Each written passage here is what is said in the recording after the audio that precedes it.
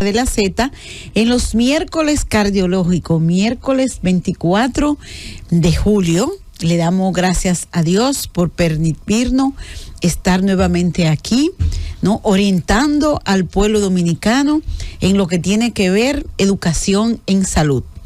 Esto forma parte de lo que es ese trabajo social, ¿no? Ese compromiso social de la Z101 con el pueblo dominicano. Y hoy es miércoles cardiológico y precisamente tenemos aquí la presencia del doctor Malquiel Quesada, quien es un médico cirujano cardiovascular y torácico.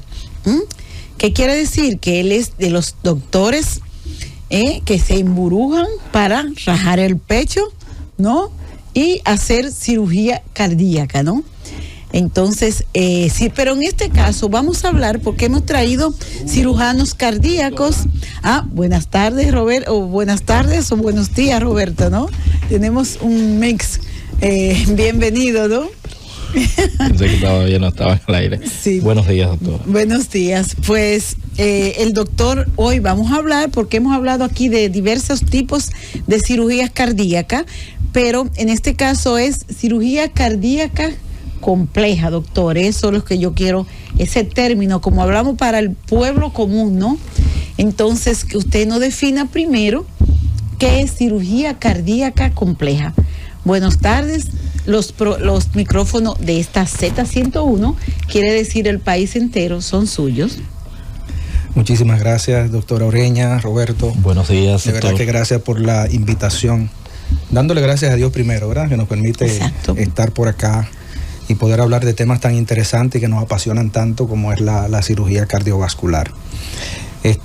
Bueno, una cirugía compleja dentro de lo que es la connotación de la cirugía que realizamos, ¿no? En la especialidad, lo que es la cardiovascular. Se entiende en cirugía sobre todo de la aorta y cirugías donde están involucradas una, dos y hasta más válvulas cardíacas. Sabemos que existen cirugías, podemos decirlo así, todas las cirugías cardíacas son complejas, ¿no? Claro. Pero unas regularmente más que otras. Comparado con una apendicitis, claro, son complejas, claro, ¿no? Son más complejas. Pero ya cuando hablamos de cirugías cardíacas complejas, estamos hablando ya unos procedimientos que tienen connotación de más, en cuanto a la técnica, son un poquito más complicados, un poquito más elaboradas, más trabajadas, como son, como le dije, las cirugías de aorta, claro, los aneurismas, las dobles valvulares, triples valvulares, el procedimiento de Bentall de Bono, que es un procedimiento donde se sustituye lo que es la aorta ascendente, que es la principal arteria del cuerpo humano. Cierto. Doctor, bueno, yo hoy me siento en mis aguas porque resulta que yo soy internista, cardiólogo, hice cuidado intensivo y por último me apasionó tanto en Cuba ver las cirugías cardíacas que me fui a Ciudad de México y hice circulación extracorpórea. Eso es manejar la máquina corazón-pulmón en la cirugía cardíaca. Doctor, yo he visto que hemos evolucionado tanto aquí en la cirugía cardíaca, ¿no? Hasta llegar a cirugías cardíacas complejas, porque se inició con cirugías simples, ¿no? Sí. PCA, CIA, ese tipo de cosas, pero ya cuando usted habla, por ejemplo, yo participé con el difunto Hernán Cruz, que fue un notable cirujano dominicano, en un tubo valvulado, que es sustitución de la aorta, que es nuestra principal arteria, a un paciente. Y fue una cirugía de más de 15 horas, nosotros ahí metidos, y el paciente evolucionó bien, gracias a Dios, y salió bien. No sé si estará vivo porque él emigró a Estados Unidos. Entonces, aparte de eso, entonces hemos llegado a otro tipo de cirugía, como es eso de las que son híbridas. Ustedes la hacen aquí híbrida, quiere decir que se revasculariza el miocardio, el corazón, los puentes, cuando se le tapan las arterias a los pacientes, y también hacer válvula. Todo ese tipo de cosas ustedes lo están realizando aquí, porque esas son cirugías, para usar un término moderno, de alta gama, Exactamente. Bueno, doctora, mira, es una pregunta muy interesante porque precisamente estamos fungiendo como secretario general de la Sociedad Dominicana de Cirujanos Cardiovasculares. Y para nosotros es importante las estadísticas.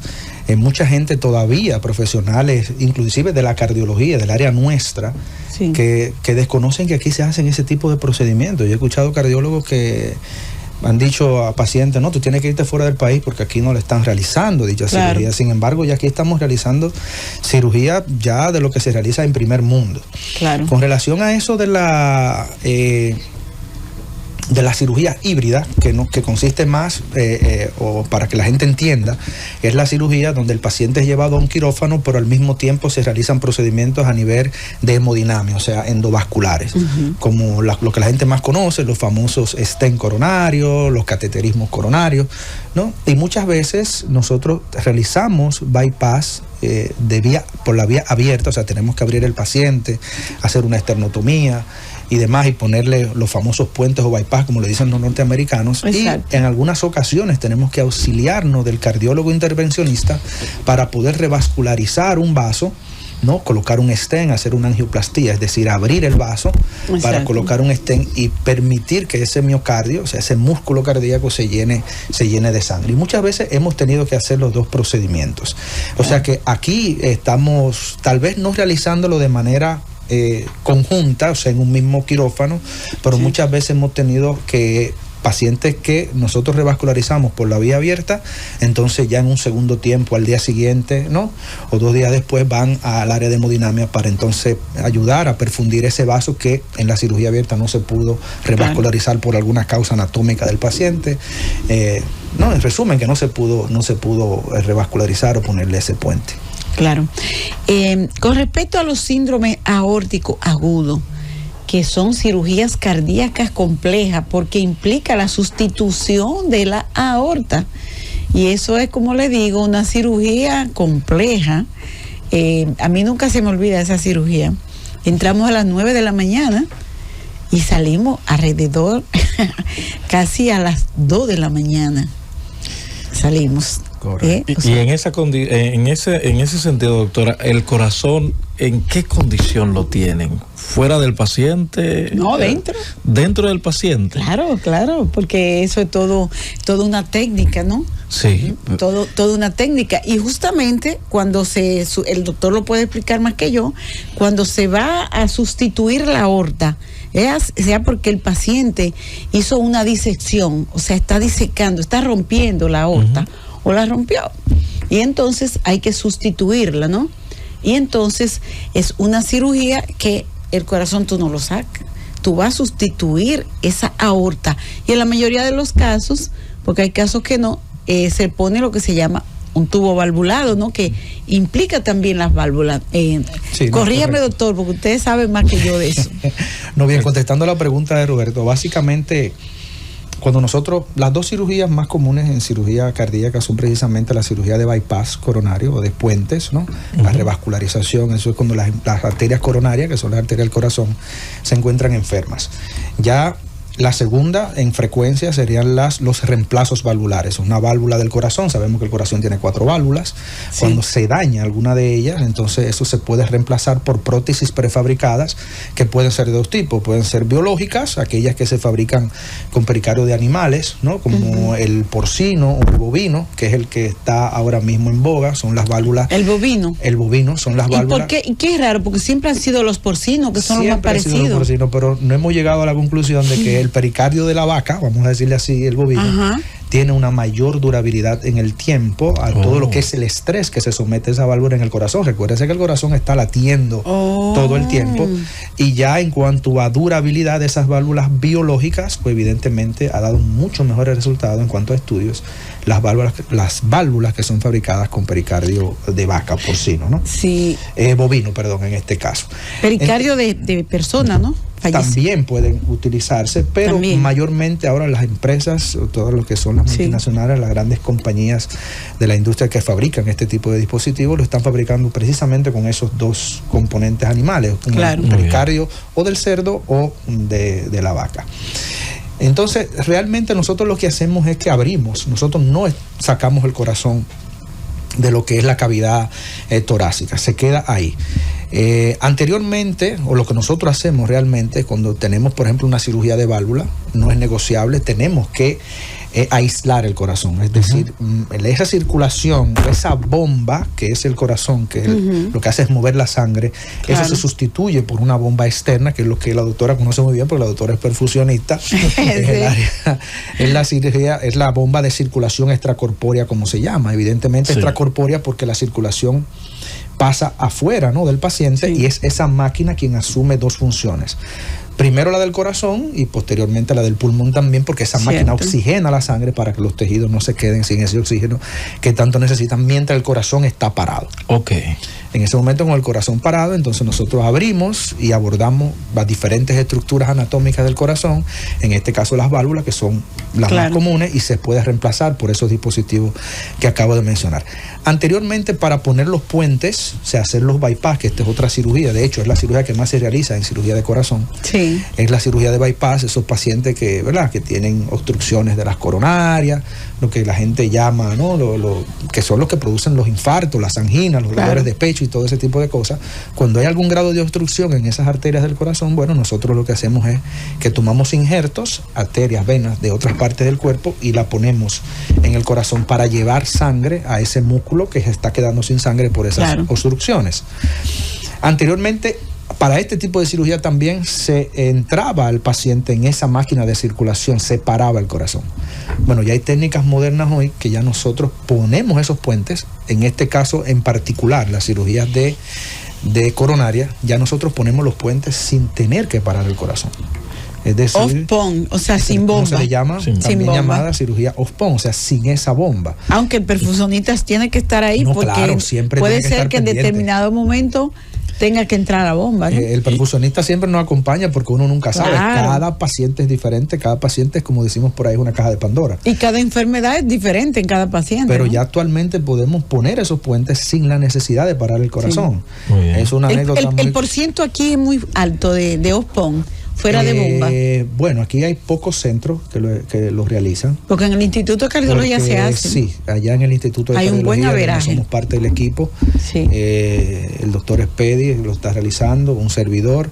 El doctor Walid. En otros servicios, sí, el doctor Walid en su momento estuvo haciendo eso, y lo hacemos todavía allá. Y en otros centros también de la capital donde se realiza cirugía de corazón, que es bueno saber que ya, gracias a Dios, están surgiendo más centros donde se puedan estar realizando este tipo de procedimientos, porque anteriormente éramos muy pocos los centros que pudieran realizar este tipo de cirugía, porque son cirugías, como usted dice, estábamos conversando ahorita, son cirugías muy costosas y son cirugías bastante y de riesgo, ¿no? Claro que sí. ¿Y qué ustedes toman en cuenta para usted decirle a un paciente? Porque evidentemente que los beneficios de los off-point, de fuera de bomba, es mucho más que someter a un paciente a la bomba, porque la bomba tiene muchísimos efectos deletéreos. Ahora, en el caso de la revascularización, hay que evaluar si la revascularización se hace más correcta, queda mejor con el off-point que con la bomba, porque ese sería el gran dilema, ¿no? Excelente pregunta, porque mire, eso ha sido el debate de la mayoría de los centros a nivel mundial y de la gente, como decimos nosotros, la gente que investiga, tanto los europeos como los norteamericanos tienen cierta discrepancia. Hay muchos estudios, inclusive ya estamos hablando de metaanálisis, o sea, estudios que se han tomado de múltiples centros y mucha cantidad de pacientes, que ya ellos estipulan que evidentemente la diferencia o el resultado no hay diferencia. No hay variación. Evidentemente sí es importante, y eso se recalca, que la pericia de quien realiza el procedimiento sin bomba, entiéndase con un corazón latiendo ahí, ¿me entiendes? Tiene que ser, tiene que tener destreza y estar bien entrenado en ese tipo de técnica para poder garantizar resultados tan buenos como el que tú hagas una anastomosis, o sea, pegar, ¿verdad?, una arteria con un corazón parado que no va a haber movimiento. Es como decía alguien por ahí, como una anécdota, no es lo mismo mecanicar el carro con el motor apagado que con el motor prendido. Es mucho más difícil. Claro que sí. Doctor, la parte que usted decía, la sustitución de las válvulas por puede ser por porcino o por bovino, ¿verdad? La funcionabilidad luego, ¿se recupera un 100%? o disminuye? No, regularmente los resultados son excelentes, en el sentido de que cuando tú pones una válvula de esos dispositivos, pues son prótesis, ¿no? Sí. Prótesis porque son prefabricadas. Claro. Con los mismos estándares y con la misma hemodinámica que una válvula nativa, que una válvula normal, o lo más parecida, claro, nunca va a ser igual, pero lo más parecido, el paciente puede reintegrarse sin ningún tipo de problemas.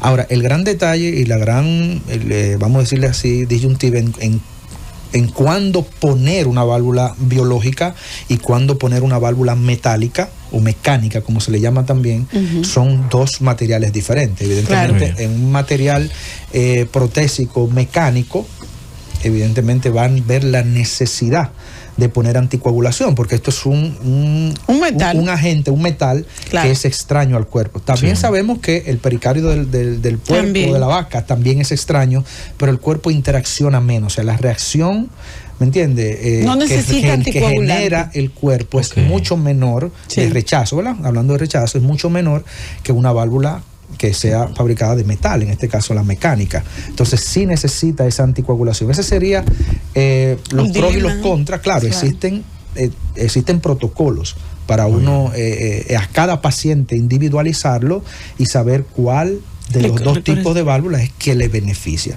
Eso ya se tiene que hacer una buena historia clínica del paciente y se toman muchos factores para hacer la elección de una válvula u otra, entiéndase, una mecánica o una biológica. Me gustaría que tú nos explicaras a quién ustedes prefieren para la biológica y a quién para la mecánica. Sí, hay muchos de los parámetros. Y si dura para toda la vida la biológica. Buena la mecánica pregunta. Yo sé que, pueden disfuncionar, pero es muy raro, ¿no? Bueno, la biológica evidentemente va a disfuncionar en algún momento, porque es una válvula que está hecha de un material orgánico, ¿no? El estrés a la que se somete esa válvula durante todo el tiempo la va a ir desgastando, la va a ir haciendo disfuncional con el tiempo, cosa que no pasa con la mecánica, que es una válvula de metal, que tiene que estar el paciente todo el tiempo anticoagulado, porque esa superficie evidentemente es protrombótica, o sea, va a producir trombos en el paciente, y el paciente va a tener la necesidad de estar anticoagulado durante toda su vida mientras tenga esa válvula. Como usted dijo, puede disfuncionar algunos, pueden trombosarse, pero un paciente que lleva una buena anticoagulación con esta válvula mecánica probablemente no haya la necesidad de recambiarla en cuanto al tiempo. Ya la biológica sí, la biológica no necesita la anticoagulación. Regularmente nosotros la hacemos por protocolo durante los 3 a 6 meses. Se anticoagula o se da tratamiento con antiagregantes plaquetarios y perfectamente el paciente le va muy bien, y posteriormente no tiene que utilizar este tipo de válvulas. Ya cuando hablamos de la elección, que fue la otra pregunta, de la elección entre una y otra, depende de muchos factores, no solamente factores anatómicos o biológicos propiamente fisiológicos del paciente, sino factores que también tienen que ver con el estilo de vida del paciente. Por ejemplo, un paciente que sea montañista, alpinista o paracaidista y necesite una válvula, reemplazar una válvula, evidentemente en la elección no sería una válvula mecánica, porque tendríamos que tener anticoagulación constante. Es un paciente que está sometido a cualquier riesgo de cortadura, fractura, trauma, etcétera. Entonces tenemos esa opción de la válvula, en este caso, de ese tipo de persona, una válvula biológica. También se habla de los pacientes ya que tengan algunas características, como es la edad.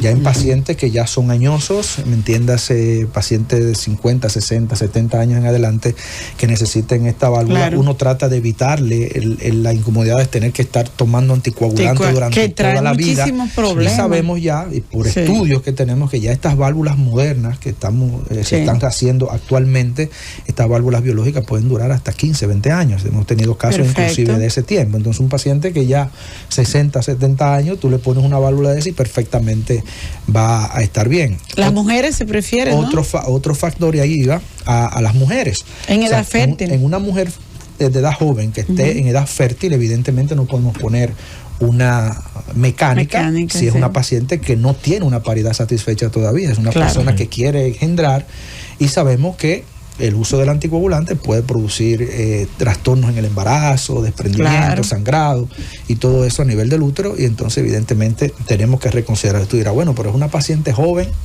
que quiere embarazarse, pero tú dices, bueno, una paciente joven que probablemente a los 10, 15 años tengamos que volver a entrar esta paciente a cirugía para reemplazarla por el deterioro normal de esa válvula, por el estrés que le produce ese mismo corazón y toda esa hemodinamia a la que está sujeta esa válvula.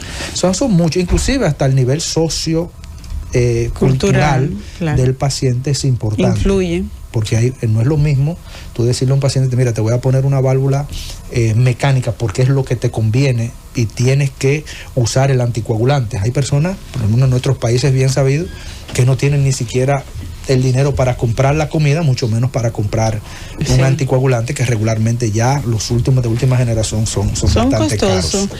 Y el más usado y el más barato, el más común, que es el agua alfarina, hay que tener un control muy estricto del INR, que es lo que nos dice si el tiempo de coagulación está siendo viable, o sea, que efectivo, para evitar que esa válvula forme un coágulo. Entonces es muy tedioso, sobre todo si el paciente vive en el interior. También la mayoría de las veces son personas ya de entrada en edad que no comprenden, a veces lo confunden. O sea, yo recibo en intensivo muchísimo sangrado de pacientes, sobre todo ya entrado envejeciente, que toman anticoagulantes por razones económicas, yo diría, porque tú no le puedes poner un NOA, los nuevos anticoagulantes, que son mucho más cómodos, que no se necesita ese control, pero necesariamente tiene que ponerle que es barato a una persona que es muy pobre, muy humilde. Entonces, pero las consecuencias son esas, que quizás vive en Pedernales, en un monte. Entonces, como ese señor va a estar haciéndose un INR semanal o mensual, y además de eso, entonces lo confunden. O sea, eso es un problema social. Eso de los anticoagulantes. Bueno, vámonos a un breve corte. Al regreso continuamos en la...